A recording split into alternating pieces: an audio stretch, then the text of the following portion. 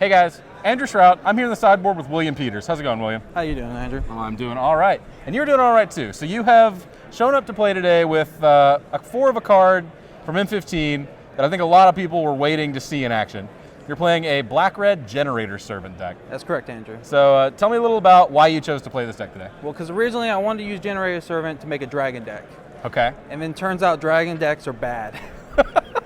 Well, we kept a dragon. We'll get to that, but yeah, I decided that it had a good curve to it, Sure. good aggressiveness, and you could really just attack the hand and put out big creatures that they couldn't answer. Okay. You can't answer them all. There are too many. Sure. And it's great. Fair enough. So just even though the dragon theme deck didn't quite work out, the just giant fatty Timmy deck. Dude. okay, just the core of 5 drops coming into play with haste on turn 3. It seems good. All right, that still seems reasonable. I like it. All right, so talk to me specifically about Generator Servant. Has that card worked out for you, kind of the way you drew it up, or do people just kill it on site?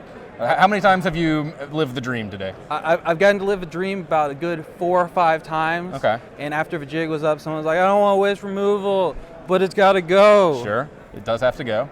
But no, it's been great. Okay, that's fair. Especially in just the shell that I have it in right now.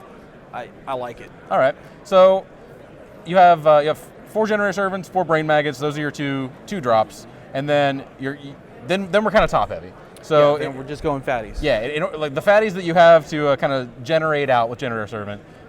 You mentioned dragons earlier. You do have 4 Stormbreath Dragon. I do. Card already has haste, so it's like kind of a waste of haste. But the card's just too good not to play, right? Turn 3, and still the curve works with Sure. the rest of my deck as well. Okay, and then some of the other cards here are not cards that we've seen a lot of traditionally, but they definitely seem really interesting in the shell. You have 4 Underworld Cerberus. I do. Underworld Cerberus is by far the best card in this deck. Okay. It does everything I want it to do. If it comes out on turn 3 and it just swings, they can't block it. Nobody's going to be able to block it. It has to be blocked by 3 creatures. Right.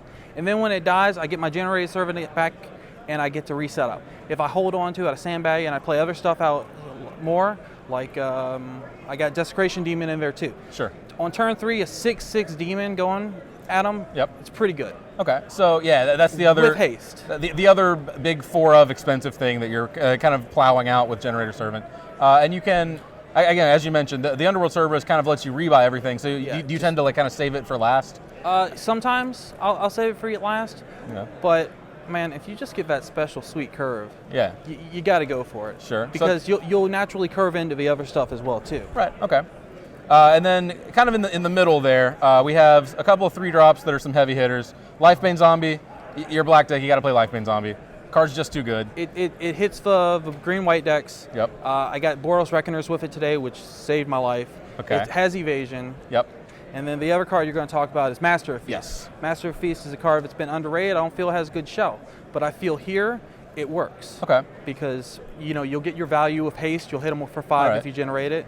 You don't really care if they draw the cards because if they waste removal on it, that's something they're not wasting removal on later on. On your bigger things like Stormbreath. Right. I guess Stormbreath is not actually bigger, but I guess your more resilient threats then. Yeah. I mean, against Jund monsters, for the most part, my stuff's bigger. Sure.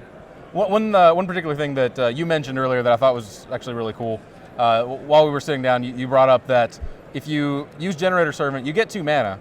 Yep. And if you are casting 2 different creature spells, They both get haste. Yeah, for example, like on turn 4, if you have 4 black lands in play, you can just sack Generator Servant, play 2 Master of the Feasts, And dome them from 10. just 10 with haste. Yeah, it seems good, right? Yeah, it does seem good, and I guess the big drawback, the thing that everyone's afraid of with Master of Feast, you don't want to give your opponent cards, but when giving Master of Feast haste kind of gets around that because Yeah. you actually get your damage worth out of it before you have to give them the first card. Correct. So that's kind of the appeal there.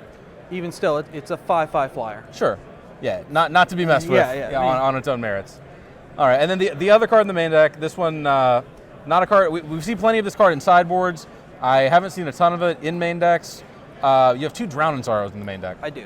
I have to respect the aggressive meta here. Dallas, Texas in general is a Sure. very aggressive, attacky meta. That's definitely something I noticed on my first trip here a couple months ago. Yeah, and I just had to respect it. Also, Okay. it gets a lot of merfolk. It'll get Master of Master Waves?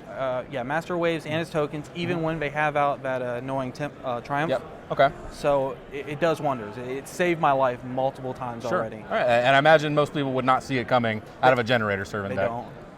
All right. That seems reasonable. So what are you hoping to play against them today? I went against Mono Black, and I just had a phenomenal match. I'd like to play against them more. I believe I have a good matchup against Jund as well. I'm 50-50 against Mono Blue Devotion. Right. I really got to hit my removal spells while I don't have many. Sure. You know, when you hit them, they're just sweet. Right. Okay. So what are you hoping to avoid then? What's the bad matchup here? Man, I really just don't want to play against anything super aggressive. I'd sooner play against Control, because again, they can't answer at all. Sure, well, yeah, you have 4 Storm Breaths, you have the Cerberuses let you get back your threats after they deal with them, so I can see this deck being pretty well positioned against Control. You have a lot of discard as well. Yeah. So all right, then the Drown in Sorrows then are kind of compensating for what you kind of think was probably not a good matchup. Test played against my friend. He played an aggressive deck. I just got curb stomped. Okay. It was bad. So you just do not want to play against the Fire Drinker Satyrs, the Soldiers of the Pantheon of the format? Not unless I have a Drown in Sorrow in hand. Fair enough. All right, cool. So we're in round 6, right? Yes. And you are sitting at 5-1. Correct. So you're definitely you're on pace. I'm making it through. Yeah, it's definitely a pretty strong start. Tell me a little about how your tournament has gone so far.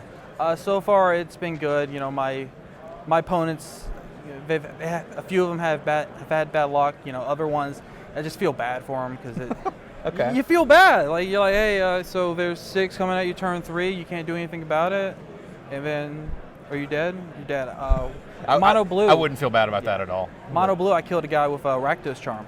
Nice. Out of a board. Okay. Top decked it. He had a Master of Waves, just gone. Okay, and he just took 10, basically? Did its job, yeah. All right. Great. Not bad. Sweet. Well, thanks for sitting down with me. I'll be rooting for you. Stick around. We've got plenty more coverage coming of the Standard Open here in Dallas.